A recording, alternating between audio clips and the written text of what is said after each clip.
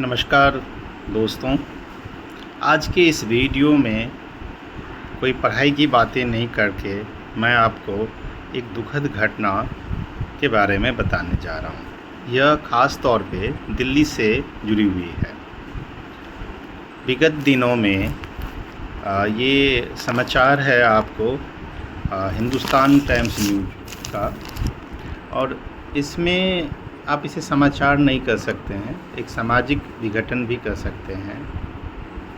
और ये आपको कल की बात है। एक 30 साल की महिला जो पीतमपुरा मेट्रो के पास खड़ी है और वह अपने भाई के घर से आई है और वह अपने निवास स्थान पे जा रही है। रास्ते में उनको एक बस दिखाई देती है, जो बस बिहार से रजिस्टर्ड है, और उस बस में दोनों तरफ जो है पर्दे लगे हुए हैं। जबकि सुप्रीम कोर्ट का एक अधिनियम है जो 2012 में बनाया गया था कि प्राइवेट बसों में किसी तरह के पर्दे, ब्लैक पर्दे या फिल्म वगैरह दिल्ली के सड़कों पे ख़ास तौर पे नहीं होगी।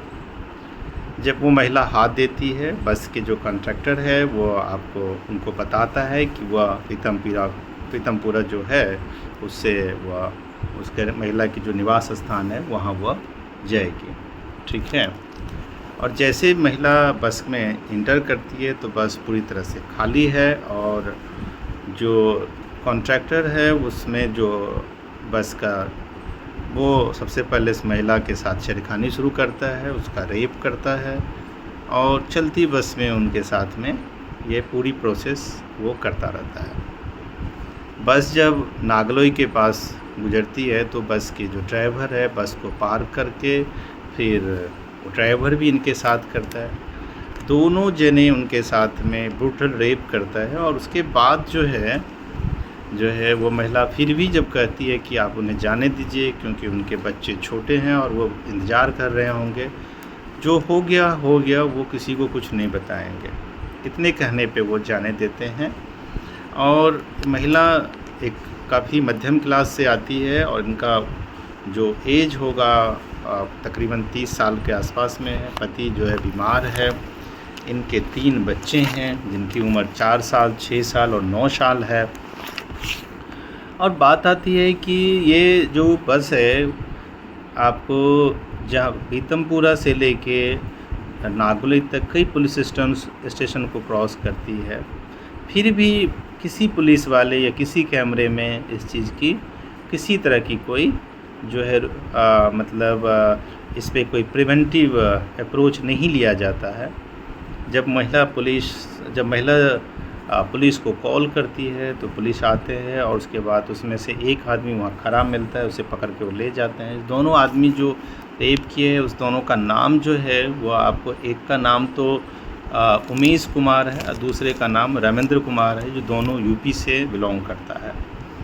दोनों के ऊपर में चार्जशीट दायर किया गया है, और इसमें जो इंडियन न्याय संहिता यानी कि इंडियन जो पेनल कोड है उसके तहत इसमें आर्टिकल 64 क्लॉज 1 जिसमें रेप का केस, 70 क्लॉज 1 जिसमें गैंग रेप का केस, आर्टिकल 3 क्लॉज 5 जिसमें कॉमन इंटेंशन का केस भारतीय न्याय संहिता में दर्ज किया गया है। दोस्तों, सवाल इस बात की उठती है कि क्या हमारी समाज में हम एक तरफ उन्नति, बेटी बचाओ बेटी पढ़ाओ, नारी सशक्तिकरण की बात करते हैं, दिल्ली जैसे शहरों में दिन दहाड़े अगर इस तरह की घटना होती है तो आखिर सुरक्षित क्या है?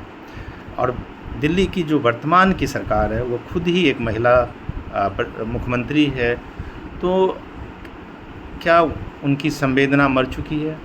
क्या दिल्ली पुलिस इतना निकम्मा हो चुका है कि वह इस तरह के अपराध को नहीं रोक सकती है?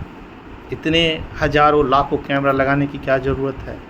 और हमें ये याद आता है सत्र 2012 का, जब ये दामिनी केस हुआ था, तो उस समय में जो शीला दीक्षित जी की मुख्यमंत्री थी, उन्होंने बड़ा स्ट्रॉन्ग स्टेप उठाया, और उस स्टेप में फाइनली जो है जितने भी अपराधी थे उन्हें पकड़ा गया और थोड़ा समय ज़रूर लगा, लेकिन सबको फांसी की सज़ा दी गई। और एक नागरिक होने के नाते, जो मैं दिल्ली के नागरिक होने के नाते मेरा यही कहना होगा कि इस दोनों लड़के तुमकन, दोनों आदमी को जिन्होंने ये गैंगरेप किया है, इन्हें फांसी की सज़ा होनी चाहिए और एक एग्जाम्पल सेट होनी चाहिए, ताकि किसी भी तरीके की जो ये दुखद घटना है वो ना हो और सभी को एक मैसेज मिले कि अगर वह किसी भी तरह के गलत चीज़ें करती है तो उनको पूरी तरीके से जो है उन पे कार्रवाई की जाएगी और दंडित की जाएगी।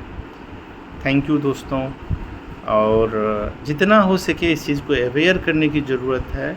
और मैं ये सबसे अपनी बहन बेटियों से आग्रह भी करूँगा, रिक्वेस्ट भी करूँगा कि किसी भी इस तरह के बसों में ना चढ़ें, और जब भी कभी ऐसा लगे कि उनके साथ में किसी तरह की सस्पिशन है, पुलिस की सहायता लें और नियर बाय पुलिस स्टेशन को रिपोर्ट करें।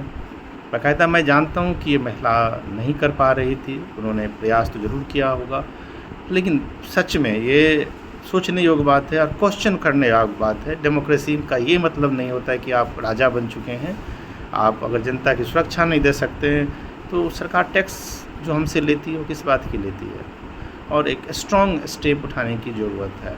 Thank you.